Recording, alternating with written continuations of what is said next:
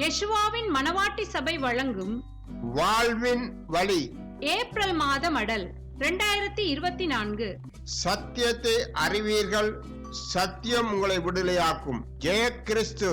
எமது அன்பின் நண்பர்களே, கர்த்தாவே, மாட்சிமையும் வல்லமையும் மகிமையும் ஜெயமும் மகத்துவமும் உம்முடையவைகள். வானத்திலும் பூமியிலும் உள்ளவைகள் எல்லாம் உம்முடையவைகள். கர்த்தராகிய இயேசுவா என்கிற இயேசு கிறிஸ்துவினாலே நமக்கு ஜெயம் கொடுக்கிற தேவனுக்கு சோத்திரம் செலுத்தி, ஜெய கிறிஸ்து என்ற தலைப்பின் கீழ் வருகிற இம்மடல் உங்களையும் ஜெயம் பெற்றவளாய் வாழ வழிகாட்டியா அமையும் என்று நம்புகிறோம். ஒரு நாடு இன்னொரு நாட்டை யுத்தம் செய்து கைப்பற்றினால் வெற்றியின் அடையாளமாக தமது தேசிய கொடியை கம்பத்தில் பறக்க விடுவர். சிறிய தேசமானாலும் சிறுமைப்பட்டு போக தோல்வியை தழுவ விரும்புவார்களா?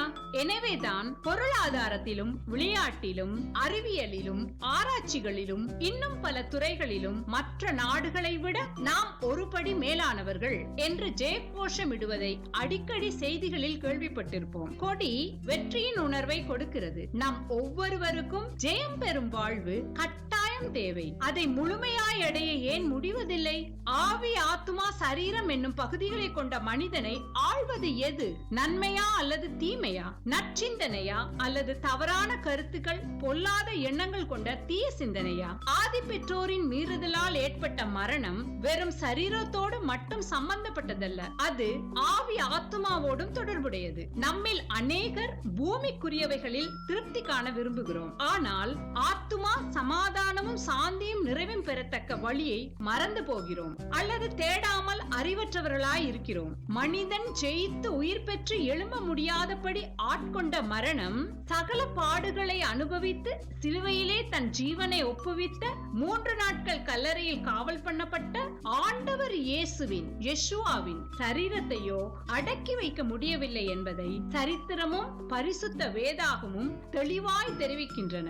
3ஆம் நாள் மரித்த சரீரத்திற்கு அவர்களது வழக்கப்படி வாசனை திரவியங்களை எடுத்துக்கொண்டு கல்லறையை நோக்கி சென்ற பெண்கள் சரீரத்தை காணாததால் கலக்கமுற்று திகைத்த அவர்களிடம், அவர் இங்கே இல்லை, சொன்னபடி உயிர் தெழுந்தார் என்று 2 தூதர்கள் கூறிய நற்செய்தி ஆச்சரியத்தையும் சந்தோஷத்தையும் வெற்றி உணர்வையும் புது நம்பிக்கையையும் கொடுத்தது. கர்த்தரின் வார்த்தைகளை உண்மையாய் கைக்கொள்ளுகிறவர்களுக்கு நித்திய மரணம் இல்லை. சரீரம் தற்காலிக மரணத்தை எதிர்கொண்டாலும் மீட்பரும் ஆண்டவருமான யெஷுவா இயேசு எப்படி உயிர் தெழுந்தாரோ அவரது அரசாட்சியில் அப்படியே உயிர்ப்பிப்பார் என்று பரிசுத்த வேதம் ஆணித்தரமாக உறுதிப்படுத்துகிறதை நம் ஆத்துமா விசுவாசிப்பது முக்கியம்.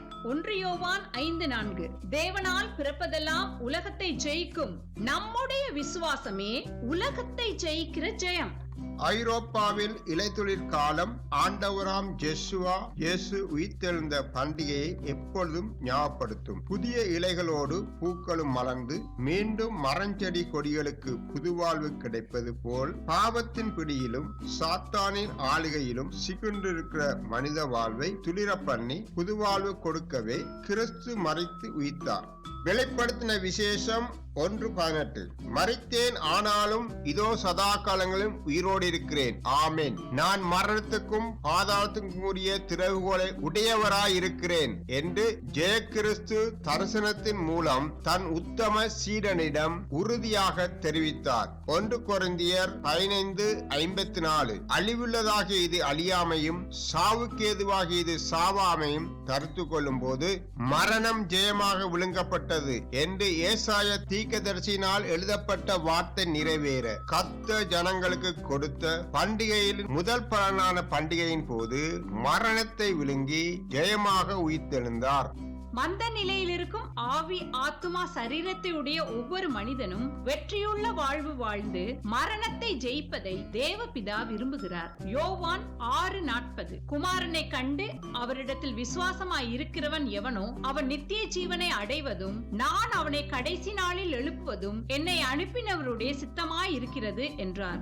உலகில் பல மார்க்கங்களை உருவாக்கியவர்கள் மரித்து மண்ணோடு மண்ணாக மாண்டு போனார்கள். உண்மையாய் கர்த்தருடைய வழிகளை பின்பற்றியவர்கள், வழிகாட்டியவர்களும் கூட மரணத்தை தழுவி இருக்கிறார்கள். அவர்களது சரீரங்களும் மண்ணோடு கலந்திருந்தாலும் குமாரன் யெஷுவா காட்டிய வழியில் நடந்தவர்களுக்கு மரணம் ஒரு தீர்வல்ல, அது நித்திய வாழ்வின் தொடக்கம். யோவான் 12:24. மெய்யாகவே மெய்யாகவே நான் உங்களுக்கு சொல்லுகிறேன், கோதுமை மணியானது நிலத்தில் விழுந்து சாகாவிட்டால் தனித்திருக்கும், செத்ததே ஆகில் மிகுந்த பலனை கொடுக்கும். ஆம், அவரது உயிர் தழுதலுக்கு பின் அவருக்குள் மரிக்கிறவர்கள் நித்திய இளைப்பாறுதலுக்குள் கடந்து சென்று கிறிஸ்துவின் இரண்டாம் வருகையிலே இவ்வுலகை ஆள அவர் வரும்போது அவரோடு கூட இவர்களும் உயிர்த்து வருவார்கள். அழியாமையின், அதாவது மகிமையின் சரீரம் அவர்களுக்கு கொடுக்கப்படும். வெளிப்படுத்தின விசேஷம் 3:21. நான் ஜெயம் கொண்டு என் பிதாவுடைய சிங்காசனத்திலே அவரோடு கூட உட்கார்ந்தது போல ஜெயம் கொள்ளுகிறவன் எவனோ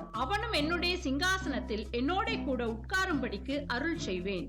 இதை வாசிக்கும் எமக்கு அன்பானவர்களே, 1 யோவான் 5:5. இயேசுவானவர் தேவனுடைய குமாரன் என்று விசுவாசிக்கிறனை அன்றி உலகத்தை ஜெயிக்கிறவன் யார்? கதவுகளை பூட்டி பயத்தோடு இருந்த சீடர்களிடம் மகிமை சர்வத்தோடு வந்து உங்களுக்கு சமாதானம் என்று கூறிய ஆண்டவர் இயேசு வியாகுலம் நிறைந்த ஆத்துமாவுக்கு பூரண சமாதானத்தை தருவார். பாவ சாம்ராஜ்யத்தின் சர்வதிகாரியான சாத்தானின் தலையை பரிசுத்தம் உள்ள நீதியின் ராஜா சிலுவையிலே நசுக்கி வென்றாரே.